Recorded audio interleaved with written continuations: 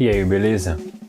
Esse aqui é o resumo do 9º capítulo do livro A Verdadeira Espiritualidade do Franz Schaeffer. O nome desse capítulo é Livres na Vida do Pensamento, mas eu dei uma lidinha e eu prefiro chamar de Limpos na Vida do Pensamento. A vida cristã, em suma, ela necessita de atitudes e coisas externas que as pessoas veem, mas isso também causa uma necessidade de que essas coisas externas elas sejam causadas por coisas internas, de forma que o interno é o principal e essas coisas internas da sua vida vão se manifestar em questões externas que as pessoas podem ver. Mas eu vou dar uma lidinha em alguns textos aqui, que acho que são interessantes. Estou com o livro do Schaeffer aqui. Esse texto aqui é de Romanos 12:1.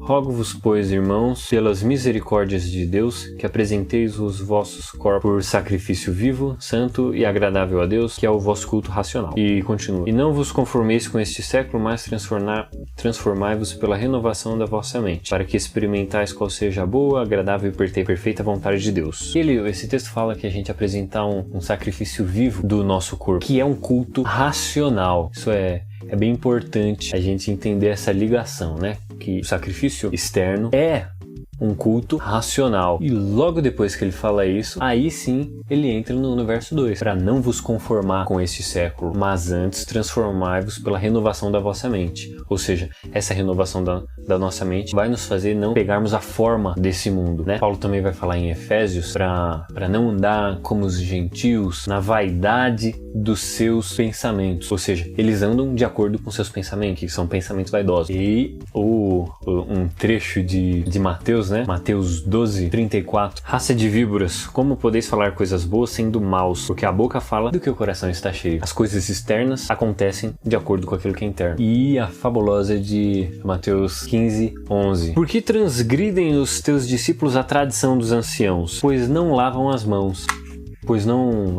quando comem, Olha que interessante. Isso é um tipo de pergunta essencialmente importante para quem é externalista, para quem gosta de ver a causa das coisas no externo, não tá lavando a mão, você tá precisando lavar a mão. Ou então até, não pode usar esse tipo de roupa, esse cabelo aí não pode não. Esse tipo de música, não pode. Isso aí, não tá na nossa tradição. Esse tipo de comida não tá na nossa tradição, não. Isso aí tá errado.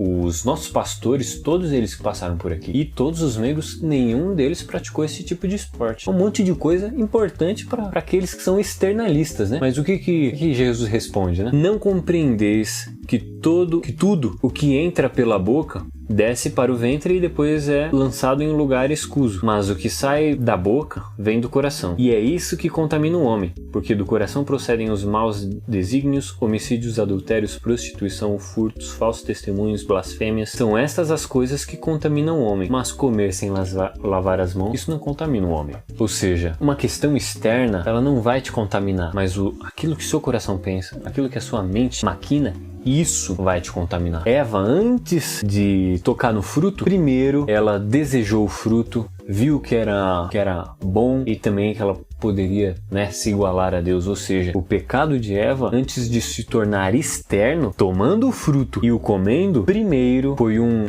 pecado mental, de se igualar a Deus, de se tornar como Deus, como se Deus tivesse mentido para Eva, que foi a conversa da serpente lá, que Deus tivesse mentido para Adão e Eva. Ou seja, todos os nossos atos, eles sempre vão refletir alguma coisa interna. E isso, o interessante que o Schaeffer traz, que é muito, muito, muito interessante, é que isso também revela um caráter de Deus, um modo de expressar ou da própria natureza divina de como ser, porque Deus primeiro ele tem a realidade na mente e depois ele coloca em prática. Façamos o homem a nossa imagem e semelhança. Primeiro ele pensou, vamos, que ali tá no plural, vamos fazer o homem como nós, a nossa imagem e que seja semelhante a nós. Beleza, é isso que a gente vai fazer. Eles pegam e fazem e trazem ao externo ou no visível, né? Mas Deus não faz isso no externo antes que isso seja internamente planejado. A diferença é que Deus planeja isso na eternidade, né? E se você olhar por esse ponto, todas as coisas no planeta, na vida, elas revelam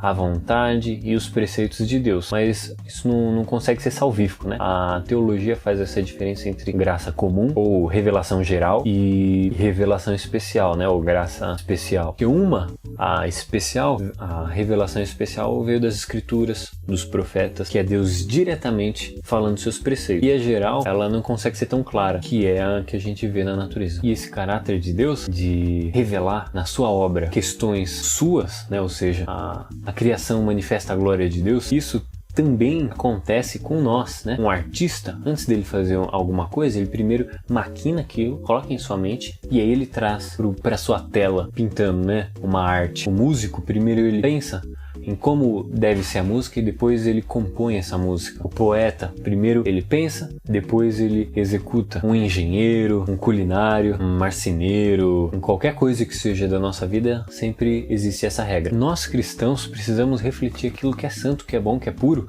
da mesma forma que Deus, né? Nós temos que ser similares a Deus, parecidos, né? Cristo tem que ser o nosso molde, nós temos que ser parecidos com Ele. E se Ele faz coisas boas, nós também temos que fazer. Mas nós somos limitados, a gente não consegue fazer coisas ilimitadas como Deus, né? E outra, mesmo cristãos, as nossas atitudes e a nossa externalização, ela pode ser imperfeita e pecaminosa como a dos ímpios. E a gente viu isso um pouquinho no capítulo passado. A gente tem que sempre, então, ficar atento àquilo que nós externamos, para que isso transmita vida, transmita paz e graça para aqueles que estão vendo, tanto as nossas obras, aquilo que eu faço, qualquer coisa que seja, como alguma obra efetiva que eu venha fazer. Não simplesmente uma atitude, mas uma criação que eu tenha. Como nas questões da arte, ou seja, né, a gente precisa santificar tudo que nós fazemos. E é isso que nos diferencia dos animais e das máquinas, né? Os animais e máquinas, eles simplesmente fazem alguma coisa, desprovidos de um propósito mais elevado. Mas nós, seres humanos, nós raciocinamos, nós temos a imagem de Deus, nós temos uma capacidade elevada.